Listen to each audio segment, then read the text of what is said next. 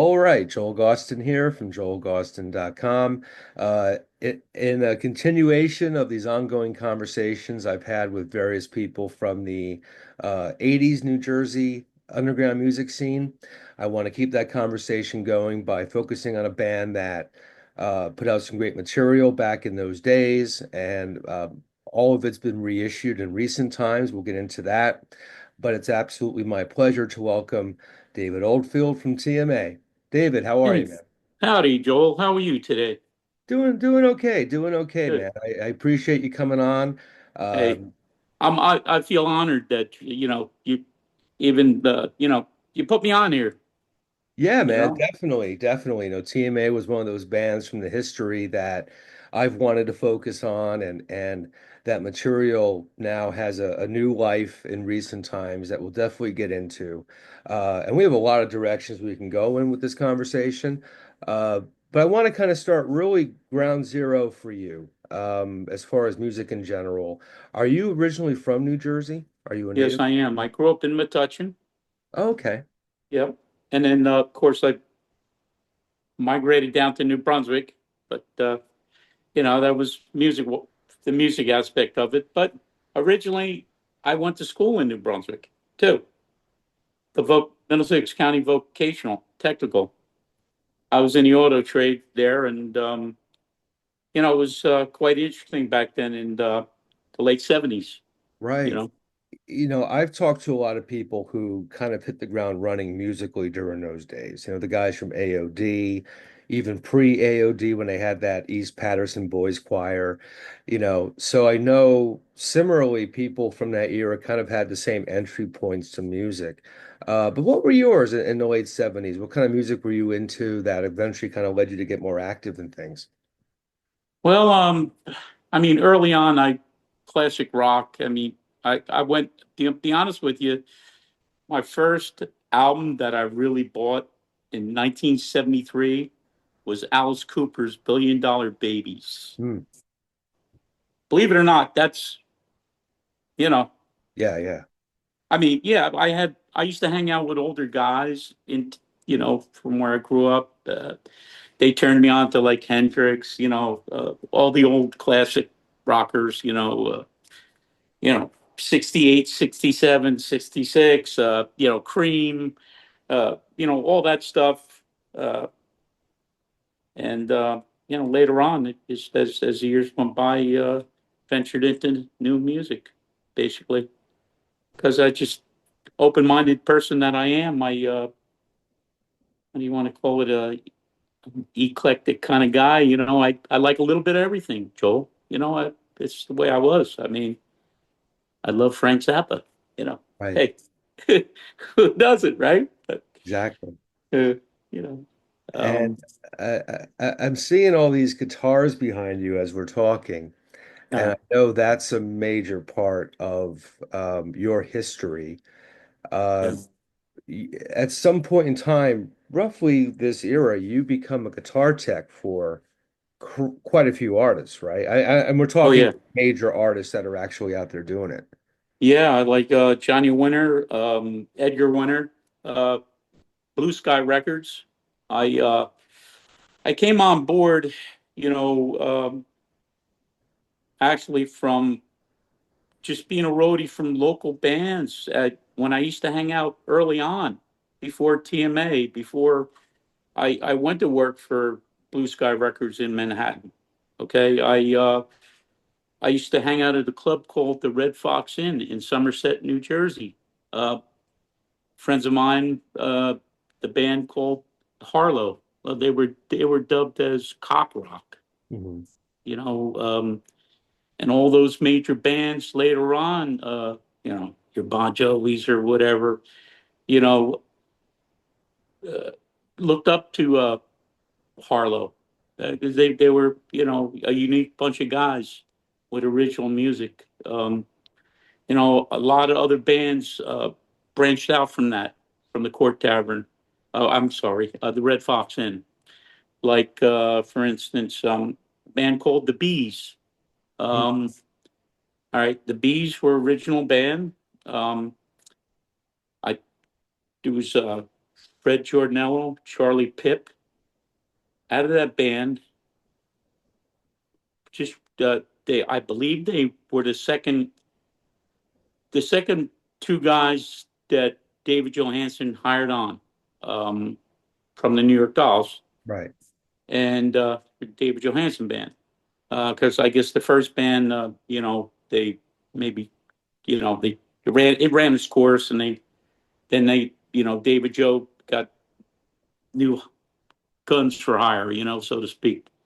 And it was those two fellas, and there was another guy that played piano, and he was in a band called the Roz, um, which the Roz, I think the singer's name was Kelly, and they were kind of rockabilly, psychobilly a little bit.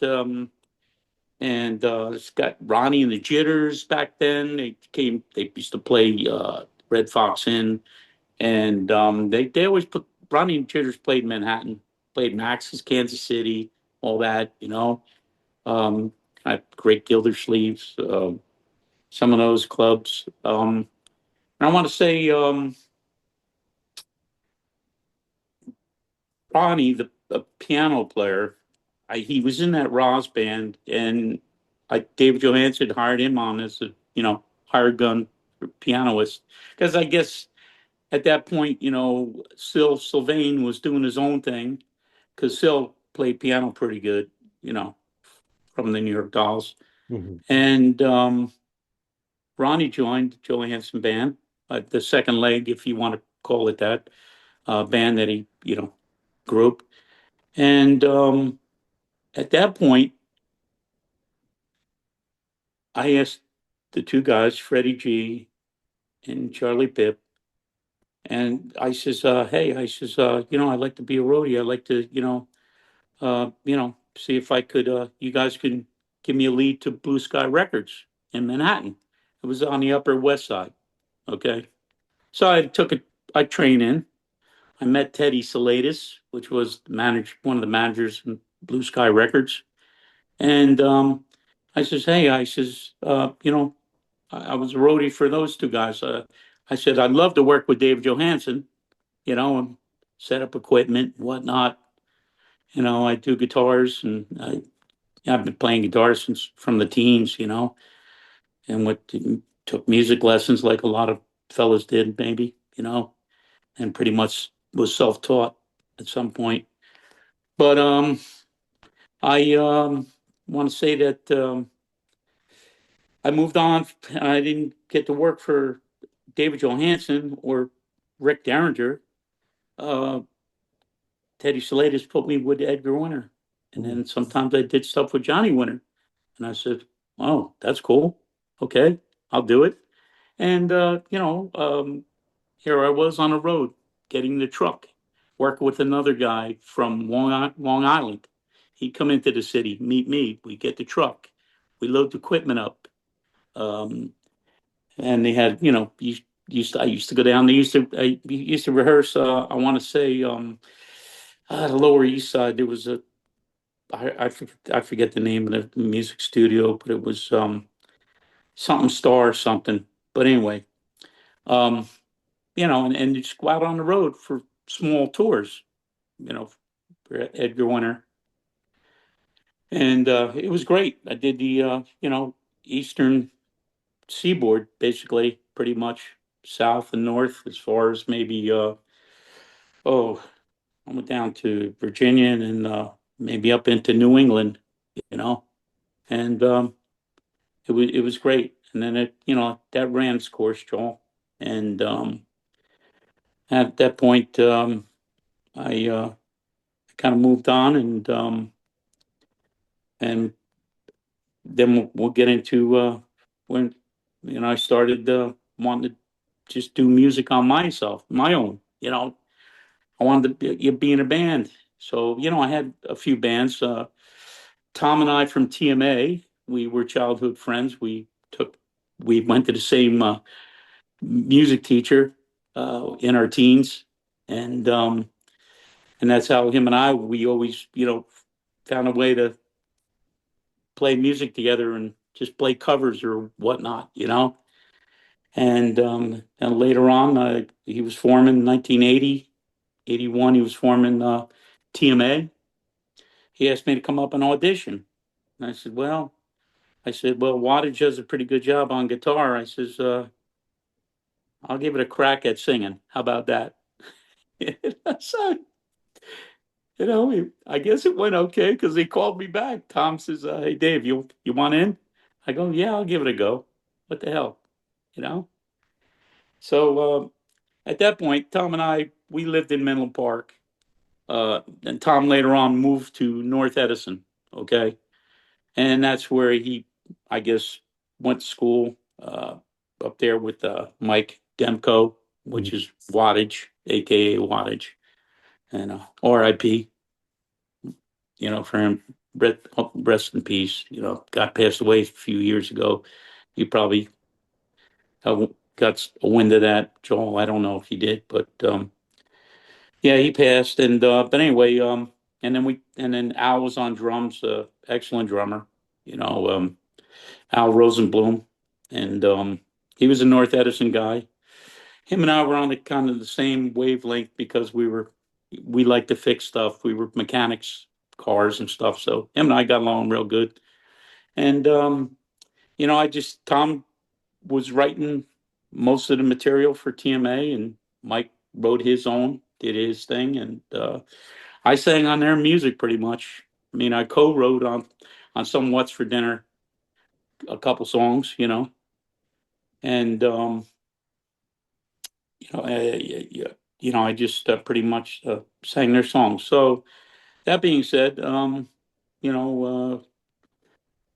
can go through a few of the songs if you want, Joel.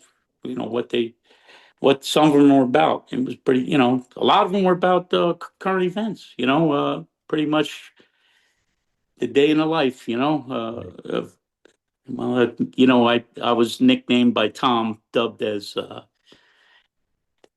Dave of our lives, because I guess I had, the camaraderie with people and just get along with so many people out there that we meet and I've met. And I'll tell you what, it's some people out there may have hated my character, and other people thought I was funny as hell, I guess, Joel. But I kept my wits about myself, did my thing. I tried to do the best I could do to be the singer for TMA, and I think I did okay, you know. And but before that album, before we met Jim Reynolds and Jim Boko, TMA had their shot with well, the Dirt Club Right. in Bloomfield, and well, Johnny Dirt, and God rest his soul. That guy was great. Joel, that guy was to me, he was almost like a brother, believe it or not. But he was crazy, Johnny Dirt. But yeah, we shared so many stories. And then my friend Eddie, we call Eddie Petrowski, which was an old drummer friend of mine from back in the day, the local scene. Um, he used to hang out the Red Fox Inn with all the other rockers, and because he was in several different bands. He was in a band called The Colors, which they were a pop band with Charlie Pipp.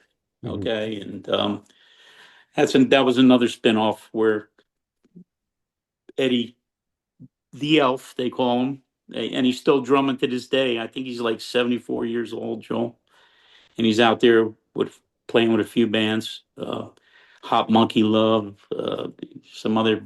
He's played with some guys from Linden, uh, Polish guys who tell me they were cops, um, and it was like a heavy metal band. He did that for a while, and he was in and out of bands. And but anyway, getting back to the Dirt. So Eddie said the Elf to Johnny Dirt says, "Hey, I'm going to bring you down to the Court Tavern. You got to see these guys, TMA. They're the real deal."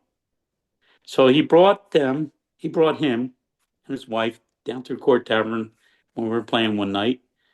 And he goes, "Man, these guys are good. I like these guys. Let's get them on we're going to do a compilation album." called The Dirt. Hardcore takes over. And I said, okay. So we were one of the bands, and we just, we put a couple of our one crowd pleaser song, I'm in love with Nancy Reagan. That one went on there, and I'm tired. It's just a quick little fart, tune. There was Joel, hardcore. I mean, they jamming so many lyrics in 22 seconds, or yeah, half a minute, or I mean, that's where so many songs were. I mean, I mean, we had like 26 songs written, and it's like, all right, here we go, you know. And it was just pick and choose, and we'll get into some of those unreleased tracks afterwards. But And to stay on the Dirt compilation for a second, for the viewer who's been following these videos who may not know about that particular compilation, let me list the bands that are on that record. Uh, sure, I think TMA, of course. You've got the vinyl there? yeah, I had it. Would you like me to grab it? Um, Um, or I've you got the have? bands here. Okay. TMA, the Phil Scalzo Band, Yep. Morning Noise, Yep. Mad Daddies, who were, Oh yeah. you know, Yeah. amazing. Yeah. Stets, rest in Yep. Wayne. Stats was cool. They were Oh cool. yeah, oh yeah. Sand in the face. And in the Face, 13-Day Vacation, and drum roll, Genocide That's with right. Wattage from TMA. That's right. Yep. That's And that was correct. Genocide lineup with Brian Keats, Yeah. aka Brian Damage of the Misfits, Yep. bassist of the Misfits. And he went on to play with Susanna Hoffs and all kinds of Oh, people did he really? away. I Oh didn't know yeah, that. he ended up becoming like a really successful session guy Wow. towards the end. He played with everybody. Yeah. He That's he wow. passed a few years ago as well. Wow. Yeah, probably about 10 or so years ago, Brian Keats from Wow. Genocide, and Bobby Ebbs, of course, Well, yeah, he passed too. Yeah. I mean, I was early on. I was him and I we became decent friends. I mean, he was crazy, but not as crazy as some of his buddies. Like he'd bring to the Roxy, he'd bring Gigi Allen to the Roxy, Mm. and man, I'll tell you what, that guy created some noise, boy. I'll tell you what. I Yes. mean, serious noise, Yeah. if you Yeah. know what I'm talking about. I definitely know what you're talking about. I'm doing a podcast with Merle, Gigi's brother, in a couple weeks. So Yeah, cool. yeah, I know that whole sordid tale. Yeah, yeah. So, I mean, I mean, early on was the Roxy, and that's where Cliff became a TMA fan.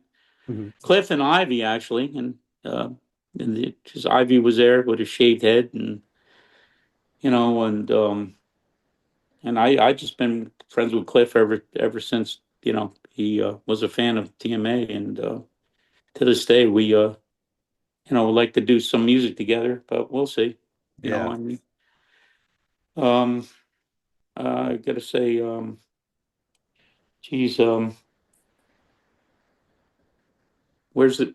Where are we going now, Joel? I come Well, on, hit me up. we'll go as in terms of discography. So Yeah, this that's fine. compilation comes out in '83. I guess it was '84 when the first TMA album comes out, What's for Yeah, Dinner. yeah. Let You me. think of I got that. a couple. I got a couple things here for you. Hmm. Okay, so first album, Hmm. we got that with the wonderful dinner plate, knife and fork on there.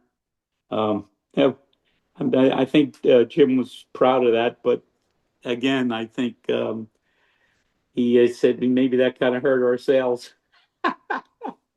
But hey, that's classic right there. The Yeah. back cover, and that was first pressing. I'm sorry, and then it went from there. It went to a white vinyl, Mm. okay, which was I don't know if you ever saw that one, Joel. I haven't, no. Yeah, I have an open copy, but the album is the vinyl is white, and you can see the sticker on here, um, limited edition. Right. And yeah, I was fortunate enough to make sure I kept a few copies of this because that's that's a good piece, you know. It's a rare piece. Um, and then at that point, third generation was done on a cassette. Mm. I had that over here too. Check this out. I don't know if you ever saw that. Now, I don't know why the band we opted to do a cassette, but I thought like in 1985 it should have been a CD. It really should have, Joel. But check out the artwork. Yeah. That was from a tattoo artist. I always commended praised Jim for getting this guy. He was out of Chicago, I think, a tattoo artist by the name of Guy Atayson, something like that. I think I'm not from pronounce his last name right. I almost thought it was Mike Damage's artwork because I said, "Mike, is that your artwork?" He said no, and I said, "Wow," because Mike did similar artwork like that because he went to art school in Manhattan. So, but yeah, so it was a cassette, Joel, and that one had an extra track on it called "Metuchen Punks." Mm. That's where Doug V and I, we well, we had it. Here's the thing, Joel. This "Metuchen Punks" was a cool song. It still is to this day a cool song, and has a cool hook and riff. Um, it was about Doug and his clan, and it was a gal by the name of Jessie, and but Doug and I made up over the years on it. Yeah, it was kind of a little a bashing thing, and that wasn't my doing though. And I tried to explain that to Doug. I said that wasn't all my doing. That was Tom wrote the lyrics, okay, but it's pretty funny though. It was all done in good humor, Yeah. Joel. Yeah. And it's like NJAF, Paul Decolator. Um, I don't know. I guess we had a little we had you know we were kind of fighting a little bit, just going back and forth. But I like Paul. Paul was a cool guy. I like everybody. I didn't hate anybody. And hey, if anybody sees this video, this podcast from you, Joel, I apologize for anything in the past. Okay, but I'm not that guy. But I apologize if I hurt anybody's feelings. It was all done in just and good fun. You know. And of course, Doug V is Doug Visdom, who's been on this channel. Yeah. A great guy, and Yeah. Paul Yes. Decolator from Pleased Youth, who's come up a Yeah. couple of times in this series. Yeah. Rest in peace to him as well. I mean, that's a Jersey Yeah. thing, you know. I mean, I Yeah. have friends from Jersey, including people like Tommy Kaprosky from Morning Noise. Yeah. Savage, savage to each other. Yeah. That's I what it is. bet. The other thing too, Joel, I have to say, I think it was a north and south or central thing. Even though we did play up the Dirt Club at times, the AOD guys, like Scott, is he one of the main guys? Because I was friends with him on Facebook for eons. Dave Scott. He was Dave Scott. Is that it? Yeah, yeah, Was he the drummer? yeah. Yeah. So I mean, him and I conversed and talked over the years, and I just I think early on we should have been better friends to get along, and maybe play gigs together, but it is what it is, Joel. At that time it was we were young, we were in early 20s, Well, that's and I mean, that's exactly it. There's a difference between when you're in your 20s or even in your teens and dealing with the scene Yeah. versus when you're in your 60s and you've gone through the whole thing, Yeah. Exactly. I'm 48 and I look back now at people I used to know back in the scene when I was a teenager, early 20s, and all the politics that go along with that. I Yeah. see people now and I'm like, you're still alive and you're Yeah. healthy No. and you've got kids and we're showing Yeah. each other our pictures of our kids, that Yeah. when you grow up, things matter a lot more in other You- areas. You know what I mean? Yeah. Um, I want to say this to you, Joel. How old do you think I am? Uh, I would say if I'm basing it on some of the other cats I've talked to from that era, I'd say early mid 60s. Yeah, I'm 63. I'll Okay. be I'll be 64 this March coming up. So I'm vertical. I'm alive. I'm staying healthy, my friend. Hmm.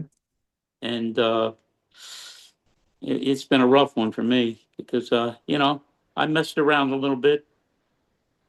I have to admit I had a little H early on. Uh, uh, heavy cocaine back in the day.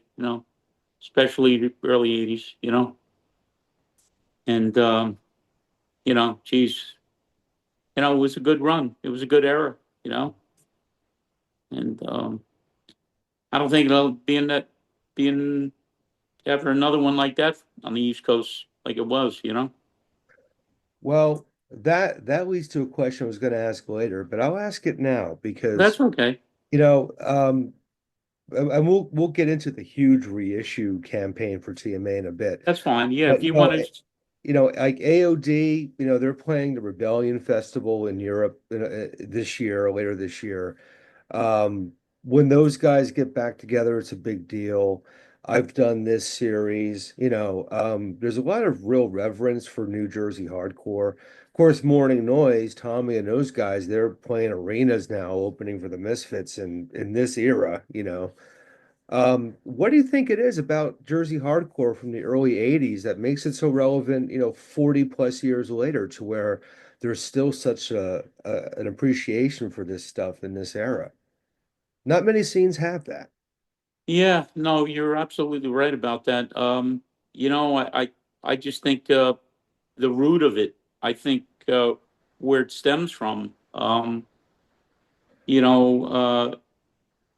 the guys where they got their chops from, and the chemistry, that's I think you know that was kind of the way for me with Tom, Mike, and Al, which they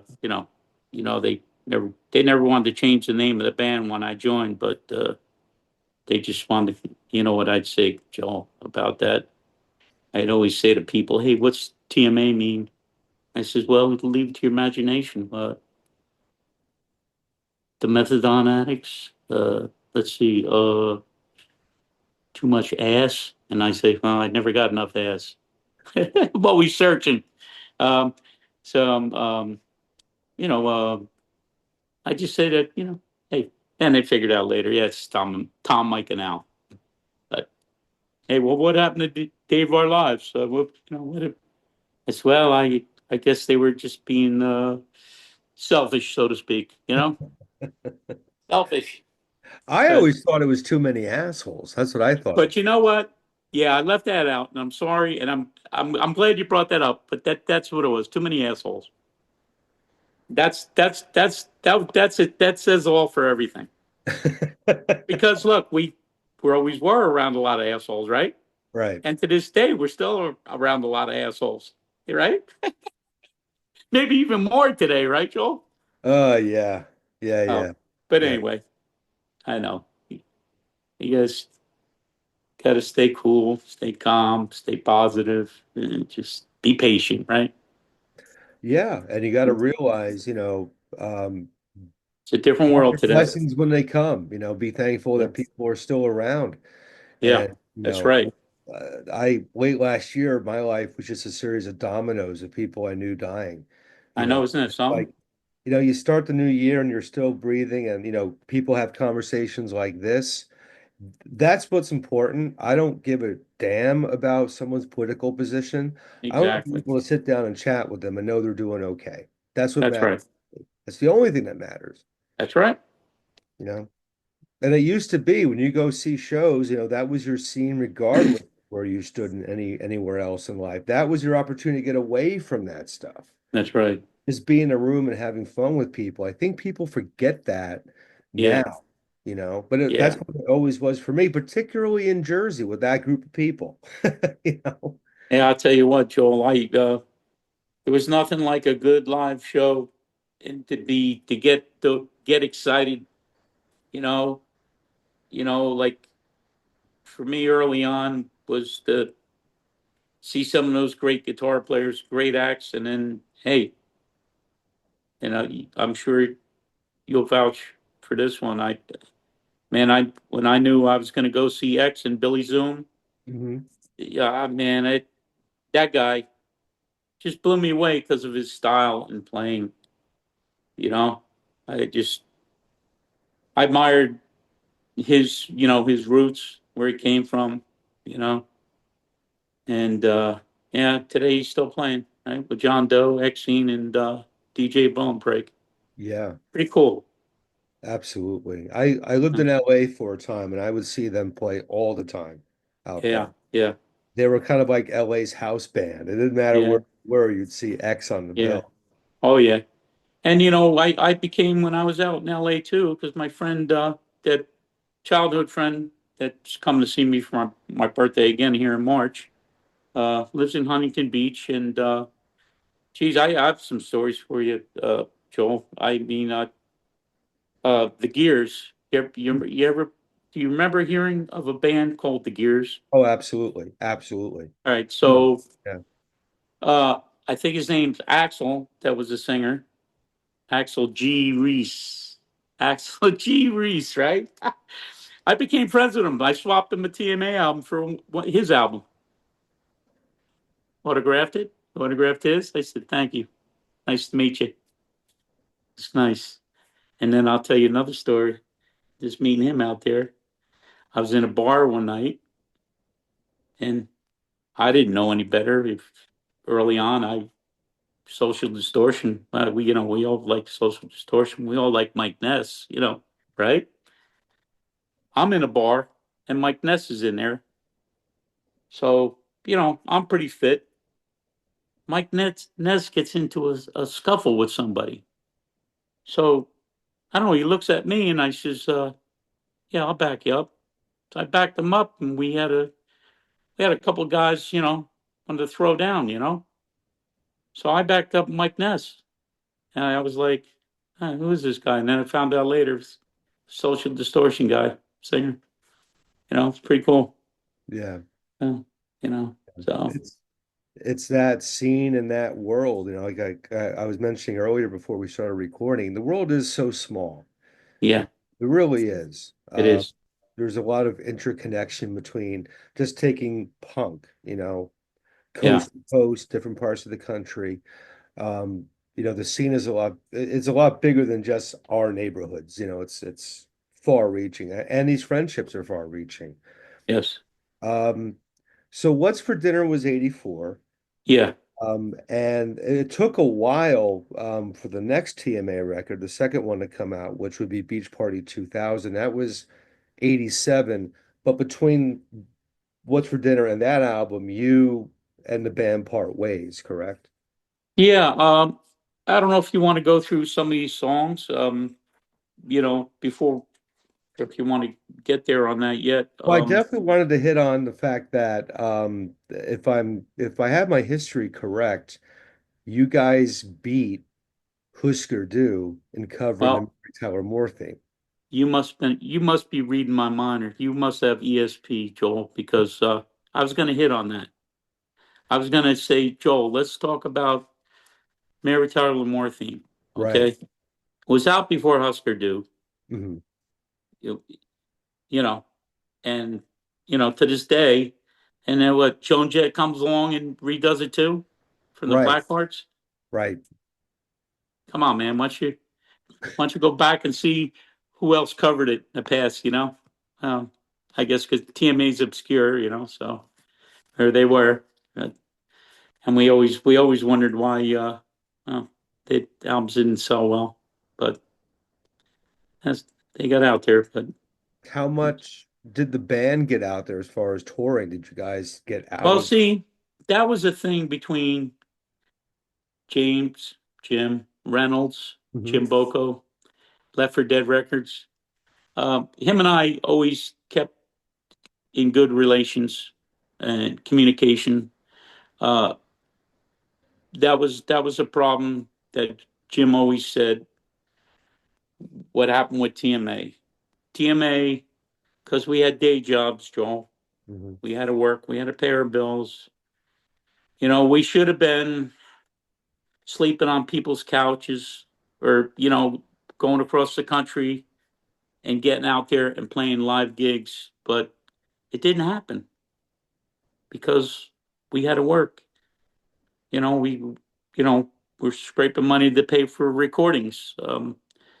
And to this day, I could tell you, and I scratch my head, Joel, why didn't we have a nice master tape, not quarter inch, 1 inch, or why didn't we keep it? Where's that master tape? And I'm to this day, and I said to Jim Reynolds, I go, Jim, I know the retrospect, it's on there, but it wasn't supposed to go on there because I'm not singing on it. Because there is recordings out there, just couldn't find it. Ivory Girl, perfect punk song. Ivory Girl, what a great tune it was. Basic, straight ahead punk song. Um, I just couldn't find my vocals, couldn't find the recording, you know. Um, Probably had it on cassette somewhere, but who knows where some of that was. And that's another thing, Joel. I want to tell you, man, we played CBGBs so many times and matinees on Sundays. I said, just didn't anybody out there videotape us with Super 8 or something? Mm. Nothing ever. I said to Cliff just the other day, Cliff Livingston, I go, Cliff, I wish somebody come forward and say, hey, I got TMA on the Super 8. I know back in the day, if you were at CBGB's, they'd record you, but you'd Right. have to set that up and pay them, you know. But I never was able to, you know, obtain a copy or anything. I wish I was able to get something, a video of TMA, but never happened, Joel. That was another. Besides the touring, we were just as far as TMA goes, playing out. We were up and down the eastern seaboard, like I said. We went to South. We went to Philadelphia matinee shows, and I think we went as far as oh geez, maybe we went to New England a little bit, but geez, I don't remember. North Jersey, New York, Manhattan, and I don't know, maybe Long Island, but I'll tell you what, it wasn't enough. It wasn't enough exposure for TMA, and you know, Jim and I have these conversations all the time. When we hit on it, well, we didn't do this. I wish we did that. But yeah, that Mary Tyler Moore theme that was cool. The cool that we put it on there. And those innuendos on there, Joel, that you hear like pins and needles, needles and pins. You know where that came from, right? Hmm. The Honeymooners. Because we all lived the Honeymooners, right? Ralph Cramden. Bang, zoom to the moon, Alice. How about, hey, real quick, how about when Norton, he said he was drunk and he was down cleaning the sewer. And he said, hey, Ralphie, I couldn't even get my head out of the manhole. My head was so big. He goes, Ralph, he goes, Norton, you drank cold grape juice. You didn't drink any wine. You know, that was a pretty funny part. Anyway, but geez, I'll tell you what, Joel, I'm glad that some of these unreleased tracks. Now, I did produce on this EP, Just Desserts. Hmm. Um, I this production is a lot better, I think, than some of the stuff on the album. I don't know about the retrospective, but Well, before we get into yeah, particular songs on What's for Dinner, I want to mention to the viewer, there's some cool stuff that's happened in recent years with TMA. You mentioned Jim James. yeah, That's James from Left for Dead, who's yep, who's already come up on this channel because I talked to Kevin from Detention recently. right, Left for Dead's a great reissue label, and he has put out a ton of TMA stuff recently, in the last couple of years, including yeah, a box set, a vinyl box set of yeah, Left for Dinner, the second album, the 7 inch you just put up of unreleased yeah. material. And I Uh, believe all those things are also available individually through Left for Dead. yeah. See, Yeah. that is What's for Dinner retrospective with Beach Party 2000 Hmm. CD, and it's also colored vinyl if he still has it. Liner notes are Matt Pinfield and some other people as well. Um, and also with that retrospective, you get the EP unreleased tracks, which is really cool. I think this package that Jim put together was really great. He did a Yeah. great job, And you that's know. available on vinyl and CD. Yeah, And yeah, I'll put the links up in the video description for people to get that. And the yeah, stuff is on Bandcamp as well, if people want to yeah, listen to it. yep, There's all kinds of stuff happening. So, what's for dinner? Which I think, of the TMA stuff, of the two albums, I think it's fair to say, and I love the second album a lot, but I think it's fair to say that most people know TMA because of What's for Dinner. Like that's the real, meat and potatoes of the band was that first album. Um, so if you want to walk me through some of the songs on that record, we can definitely yeah, sure. get into that. Yeah, well, What's for Dinner? I kind of co-wrote that with Tom. We named our favorite, a lot of our late night places we like to eat after being hungover, you know, soak up some of that alcohol, you know. And of course, you had Mary Tyler Moore theme that we did it before Husker Du. Psychopathic, that was Crazy Dream song. That was Mike's. That was Mike all the way. Nancy Reagan, of course. That was our one of our crowd pleasers. Shit Don't Stink is that one's that's a classic. That one uh I mean it's if you go through the lyrics on that one, it's like uh it's about a punk rocker that if they think they're punk because they're wearing a Cars t-shirt, or they're they're pink and green in their hair, they're just you know they're just coming into the scene, and it's just a mock on it, it's funny. Surf Nazi, that's kind of crazy tune, uh just mocking on I guess your stereotype, some of your surfers, but crack me up with your ignorance. That's a good one too. That these are songs that Tom wrote, Tom Emanuel. Brain of My Own, classic. Acid Head, that was Mike's. I Am, I think that was collaboration from everybody. Um, Penniless, another good one, Joel. Just, it's about having no money, man, you know? And Astrological Geek, great tune, another good one. Electric Shock, that was a quick little fart, Dying the Empire Way. That was when Tom wrote that. Uh, it was about, I think, a couple women that tried to jump off the Empire State Building back in I don't know if that was in the news, early '80s maybe. And geez, they got Pins and Needles. You know what that's from? That's from Honeymooners. I forgot. That's just somebody just forgetting things all the time, just being stupid. It's silly tune. Don't Pick. I don't know. That was just a uh, another one. Drunk or Stupid. That was kind of cool. Drunk or Stupid. Bag Lady Love. I kind of in that song at the end, I kind of used something that Matt Pinfield used to say.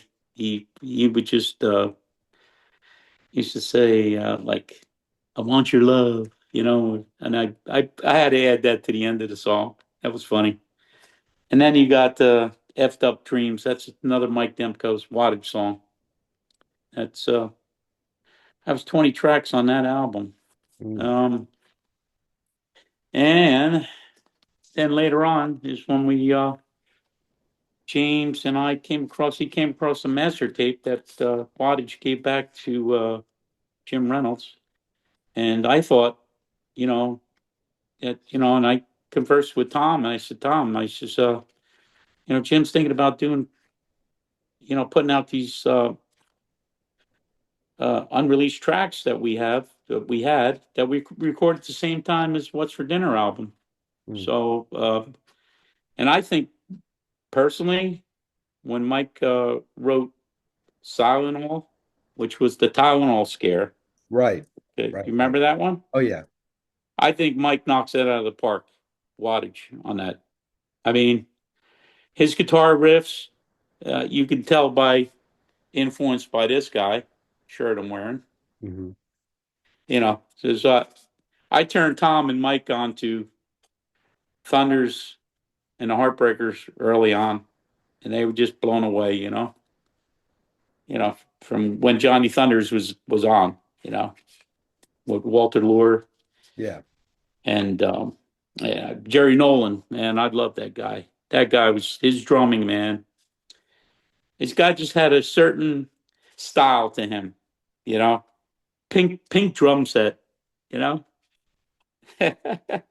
Yeah. Anyway, Nolan. I mean, he was probably the best. Him and Topper Heaton. oh yeah, Topper. I love Topper. Yeah, absolutely. I agree with you 100%. So and then an old song on there was "I'm Tired" on that Desserts, and "You're So Effed." Okay, Joel. If you put that on, you listen to the bass. That bass will rattle your teeth. I mean, it's so cool the sound of the bass, the way I produced it.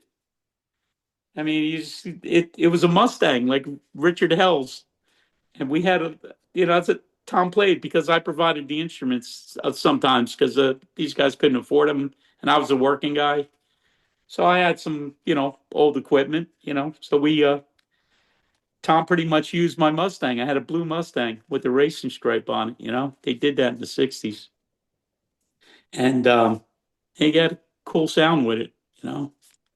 A three-quarter scale, not a full scale, bass. But and these other songs that I improvised on, Joel, like "Who Cares" and "Expired." I just rattled off, lyrics just that came to mind in my head, Mm. and "Don't Care." That's another one.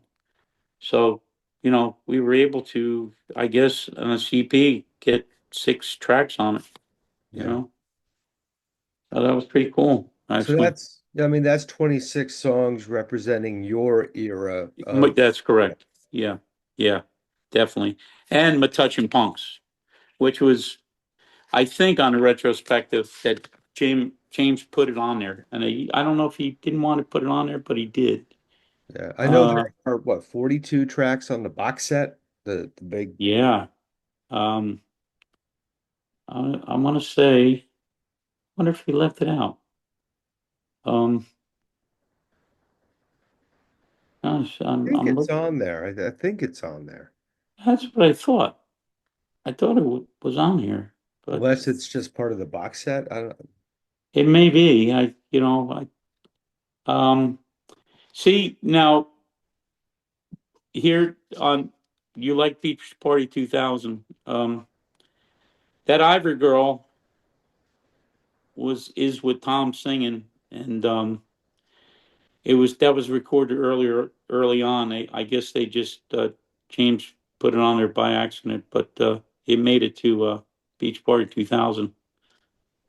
But yeah, you know what, Joel? On this one, I'm not seeing a touching punks, which is a like I said, that's a cool song. Hmm. Yeah, unless you saw it on the box set. Hmm. I'm pretty sure it's on the Bandcamp for sure. Yeah, it probably is because On the it's box set. separate track. Yeah. You know what? I wish you put Metuchen Punks on this Just Desserts. That Hmm. would have been cool. You know, could have added that extra track on there, but didn't make it. Oh well. But So, so why were you not a part of Beach Party 2000, the second TMA album? um, I think we had a little falling out, musical differences at some point, and they I don't think Tom had the heart to really say, "Hey, Dave, you know, we're gonna go it alone. We're gonna go back to three piece, and Mike and Tom are gonna cover the lyrics, the uh, vocals, and I just, what was I to say, Joel? I mean, yeah, there was hard feelings there, um, because I wanted to do another, at least do do some more music with those guys, but didn't happen. Yeah, and then later on, I ventured out and started banging around with local guys. You know, at Terry Hughes's Sock Hop at the Court Tavern, and we'd come up and sing cover songs. And I was in other bands too, Joel. I was in a band that Elf was a drummer in, and some local guys from Fords, New Jersey, called the Fat Cats. Mhm. Bob Del Rosso, killer guitar player. Um, I just did classic rock with them, but Joel, I played harmonica Hmm. in that band, a cover band, and I did that. I did a little bit down in the Court Tavern with a few different bands early on after TMA too, and but I just said, I'm going to start playing harmonica and just give it a go, play blues, So yeah, it was cool, you know, and that's part of my TMA saga there. Yeah. Yeah. Well, how does it feel for you to, for example, do this interview about TMA in 2024 and I see all know. out there again after I decades? Yeah, it's funny. I don't know how to feel about it, but being that Joel, I did a majority of the legwork for the band, and you could say I was probably the manager of the band too, because I wanted to make sure everything, the music, that music deserved to be out there and not be ignored. So early on with the internet, Joel, after 85, I spent so much time taking photos since I didn't have any videos of TMA and used the old, I don't know, program from Windows, maybe putting pictures, slides to match with the music and choreograph it as best I could. And when you go to YouTube, Joel, you look up TMA, but you got to say what's for dinner, Mhm. and that's when that stuff should pop up.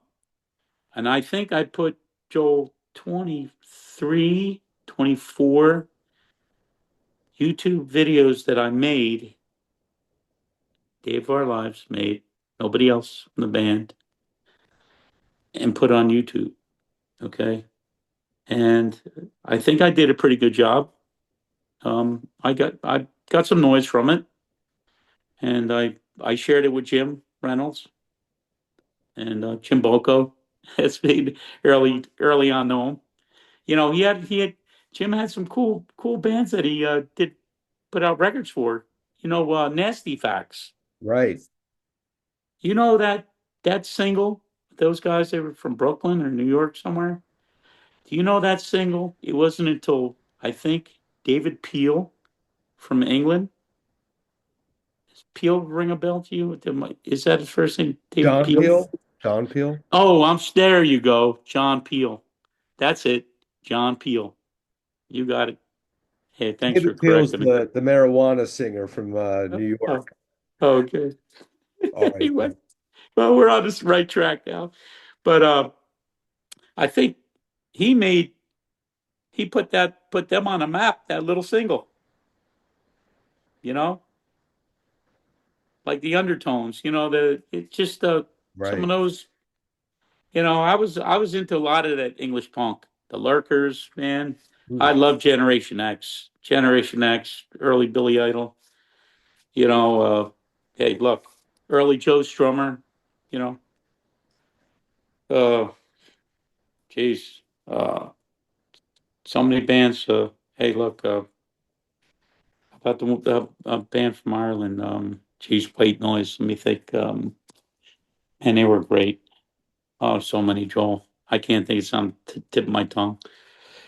Um, but so many great bands. Buzzcocks. You name them. Of course, Pistols. Everybody loved Pistols. And I don't know. Then Well, there are definitely those bands that hold up today. The yeah, same they way do. Sex Pistols and the Clash were important to your generation. Obviously, they Yes, were important to mine as well. They're right. Ramones, Yeah. Gen Oh, X. These are the standard bearers of the whole thing. right. You know, I mean, yeah. Well, TMA. Mike was a hardcore Johnny Ramones. That's kind of Mike's Wattage's roots. Was Ramones. Tom, I'd say yes to, but you know, Al and me, we were kind of like, you know, I whatever, like, Al was kind of like metal edge kind of guy, drummer. You know, I like metal too. I mean, I liked it all. Joel, yeah. Um, what else? Oh, Joel, here it is. It's coming off the tip of my tongue. Stiff Little Fingers, yes, yes, right? yes. Yeah, Stiff Little Fingers, White Noise. That song is killer, you know. But yeah. I mean, so many bands. I mean, the hardcore thing, Southern California thing. Angry Samoans. People said, "Oh, we ripped TMA ripped off Angry Samoans." Well, there's maybe we ripped off some other ones. Maybe we ripped off Secret Hate. There were so many different bands. I mean, Social D. Hell Comes to Your House compilation. Remember that one? Sure do. I used to be Yeah. buddies with Ron, who produced that record, Ron Gowdy. Yeah. Rest in Freaking peace. cool. Cool album. And I don't know, Joel.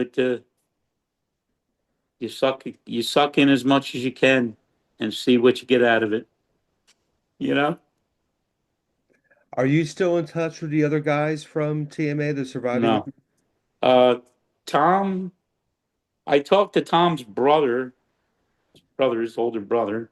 Uh, More so than him now. Um, uh, Tom is not much for one to be on the phone. You know, so for you to do a podcast interview with him, that probably be pretty difficult. So I might as well speak for him as best I can. To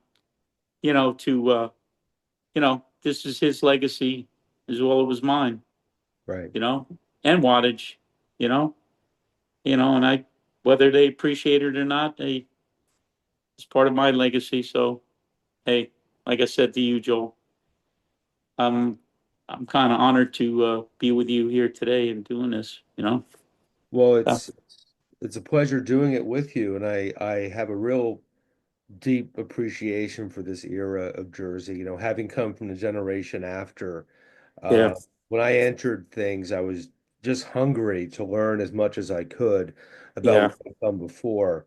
because you hear about these bands that don't exist by the time you enter the scene. Oh Like yeah, at that point in time, this is late 80s, the Misfits weren't back yet, so everybody was talking yeah, about the Misfits and then, Adrenaline OD, although they yeah, they were they were still around, but kind of on the way out at that yeah, point with the that last record, Ishtar, which I love. yeah. But I have to tell you, being that you're speaking about the Misfits, Joel, I saw them at the show place in Dover, and they put in one hell of a show with dancing. mm, And I have to tell you, my favorite song by Misfits, of course, it's the one that was covered by Metallica, right. Last Caress. I love that tune. Oh yeah. Last Caress, man, what a classic. And you know, Joel, man, I wish I had the merchandising for that damn T-shirt. Wouldn't you? They Uh-huh. they got to be making a ton of money off that one. That Uh-huh. skull, Oh that yeah. classic skull, right? Yeah. I I mean, think they're second only to the Grateful Dead as far as merchandising. They may have even topped the Grateful Dead at this point. unbelievable, isn't it? It is. It is. I mean, I grew up down the road from those guys, so I knew them when I was a Did teenager. you? Yeah, weren't they from Lodi and maybe a couple of them from up that way, like They your they neck of were the woods? all they were all from Lodi originally. A couple of them, the two brothers in the band, moved up to Vernon, which Right. is, my neck of the woods. So Yeah. Now, who were the brothers? The guitar player, yeah, Jerry on Jerry. bass and Doyle on guitar. They changed drummers a lot and they changed guitar players quite a bit in the early days. Yeah, I know that the brother he made that guitar Yep. in machine shop, from Yes. my understanding, Yes. in high school, right? Yeah, their dad ran a machine company called Pro Edge, Yeah, which lasted well into the 90s because when I was hanging out with those guys, it was at that machine shop up in Vernon. So yeah, they're making kind of like X-Acto knives and stuff, but yeah, they were physically making all their spikes and the guitars yeah. I bet they were. and they're very industrious, very creative people. Yeah, Uh, especially Jerry he had his mind for. yeah, He was always thinking ahead. He's like, in 5, 10 years time, merchandising is going to be the thing, so he was really absolutely. kind of pushing that early Yep. on. And he was Yeah, right. He was right yeah. because that He image is did. iconic, and his Hopefully he has his money in the bank. You know. it's bought him a few meals. Let's put it that way. I Yeah. I, I can Yep. vouch for that. And it's bought their kids a few meals, if you know what I I mean. bet. Yeah. He probably bought himself a house too. Maybe a couple. I don't know. Yeah. Yeah. Right. But Oh, you're boy. you make guitars as well, right? Yeah, Joel. I've been doing these. I've been doing. Matter of fact, I just did a P bass for a friend of mine, a childhood friend, and he goes, Dave, don't worry about the money. I go, well, Rob, I'll build you the best bass I can out of a light wood. So I have a guy out in Northern California that builds to my specs. He does the routing, and see, Joel, I'm the kind of guy.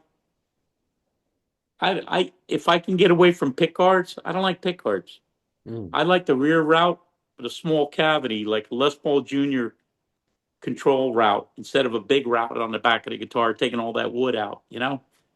Um, and how I discovered all that was like a Les Paul Jr. And then I said, well, I want to make other guitars like this with same kind of style. And then actually, Joel, I want to say that I originally bought when Fender Custom Shop was making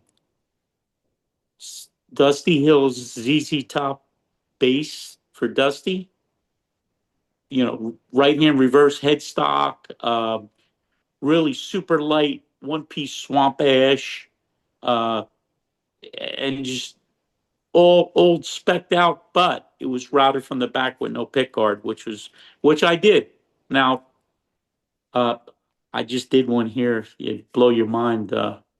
Give me a second. Maybe I could show it to you real quick. Now, Joel, I'm going to call this a 5657 because, but look at Hmm. the body. I'm not done yet. Yeah, as you can see, the controls aren't in yet. The bridge is on. Here's the back. You see the small routing for the controls? I did that with my P bases, and the P base is also strength true body, a lot more sustained, a lot nicer. Um, right in reverse headstock here. You can see Mm. about that. Is that cool or what? Fender decal and all. So this one came out really nice, Joel. This is a trans finish Mary Kay. You could just look at that. You see the grain? Yeah. Beautiful, ain't it? Mm. And put a grain near after the pickup down to the bridge. See that? Nice, right?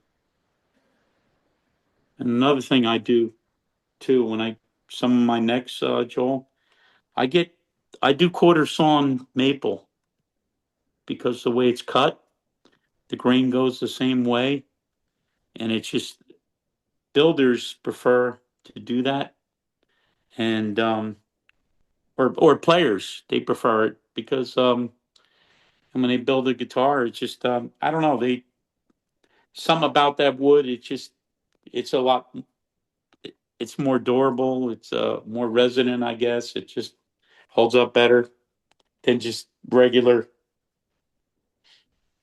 standard cut, I guess. So, um, Very cool. So you're still in the music world, just not necessarily yeah, exactly. fronting TMA. Yeah, exactly. Yeah. I'm still playing. I'm still messing with music, Joel. No matter what. Look, these hands, they do it. God gave me these hands to master my craft, and I, it's been trial and error with painting, man. I'll tell you what. It's I've got pretty good at it. Just the old saying: try to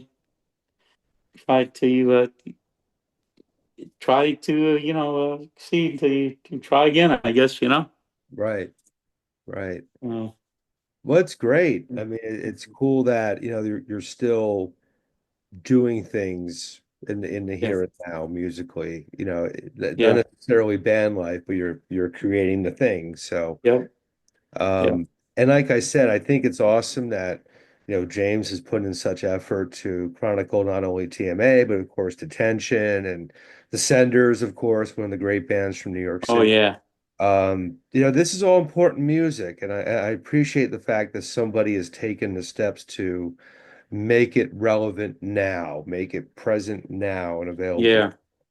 And as I said, I will put all the links up in the video description so people can listen to TMA, get the releases. I, of course, recommend the vinyl box set. Um, Well, you know, that's yeah, that thing is amazing. yeah. I mean, what he did and put that together like that, but the colored vinyl and yeah, I don't even. Hey Joe, I don't even have that one. I don't.